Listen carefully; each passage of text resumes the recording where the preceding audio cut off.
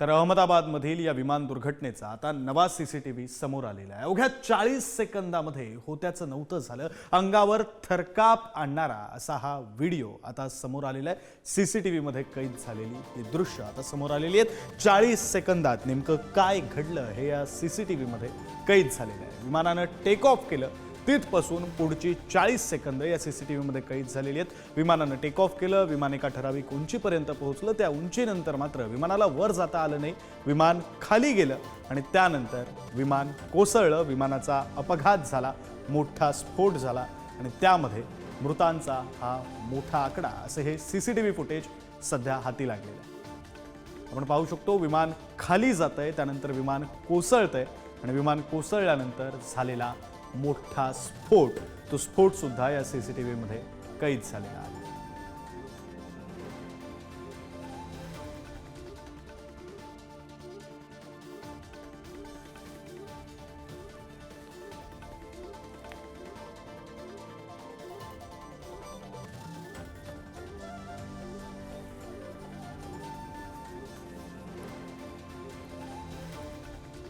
प्रतिनिधी सुशांत सावंत फोन लाईनवरून आपल्यासोबत जोडले गेलेले आहेत। सुशांत, या सीसीटीव्ही मध्ये आपण पाहू शकतो अवघ्या 40 सेकंदामध्ये होत्याचं नव्हतं झालेलं आहे। या प्रकरणामध्ये नवनवे अपडेट सातत्याने समोर येत आहेत, आताचे काही ताजे तपशील आहेत? विक्रांत, आपण जर बघितलं असेल तर जवळपास 1:38 हा अपघात झाल्याची माहिती समोर येते आणि एक ठराविक व्हिडिओ जो आहे तो आता समोर आलेला आहे।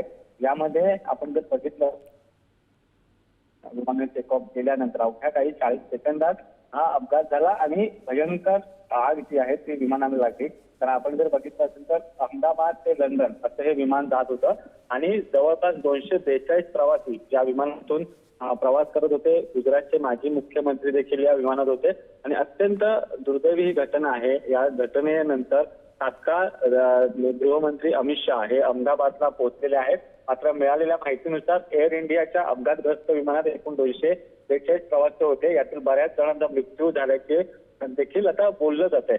आपण जर बघितलं असेल तर ही अतिशय दुर्दैवी अशी घटना म्हणावी लागेल, कारण ज्या पद्धतीने हा अपघात झालेला आहे त्यामध्ये जी माहिती मिळते त्यानुसार आधी सुरुवातीला अशी आकडेवारी येत होती कुणीच यामध्ये बचावलेलं नाही। मात्र हा अपघात जितका भीषण होता की ज्या पद्धतीने आगीचे लाट समोर येत होते, एका इमारतीला जाऊन हे विमान जे आहे धडकल्यानंतर त्या पद्धतीने स्फोट झाला आणि त्यामध्ये बऱ्याच जणांचा मृत्यू झाल्याची देखील आकडेवारी येते। आणि आपण जर बघितलं असेल तर या घटनेनंतर संपूर्ण देशभर हळहळ जी आहे ती व्यक्त करण्यात येते। राज्याचे मुख्यमंत्री देवेंद्र फडणवीस असतील, उपमुख्यमंत्री एकनाथ शिंदे असतील, त्यासोबत पंतप्रधान नरेंद्र मोदी यांनी देखील या संपूर्ण घटनेबाबत शोक व्यक्त केलेला आहे आणि स्वतः पंतप्रधान नरेंद्र मोदी हे गुजरात सरकारच्या संपर्कात आहेत, सातत्याने तिथली अपडेट घेत आहेत। मोठ्या प्रमाणात नुकसान देखील झालंय, टाटाने देखील आता मदत जे या घटनेत मृत्यू पावले त्यांना केलेली आहे। विक्रांत, खरंय सुशांत, तुम्ही म्हणताय त्याप्रमाणे आकडा मोठा असण्याची शक्यता आहे।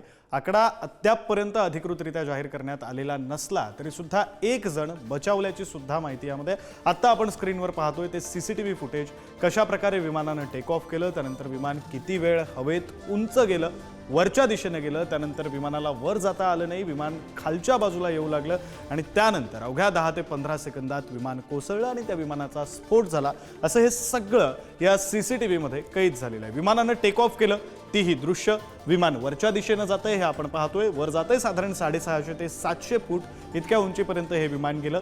त्यानंतर काही सेकंदामध्ये हे विमान आता खालच्या दिशेनं जाऊ लागलेलं आहे, विमानाला आणखी वर जाता आलेलं नाहीये।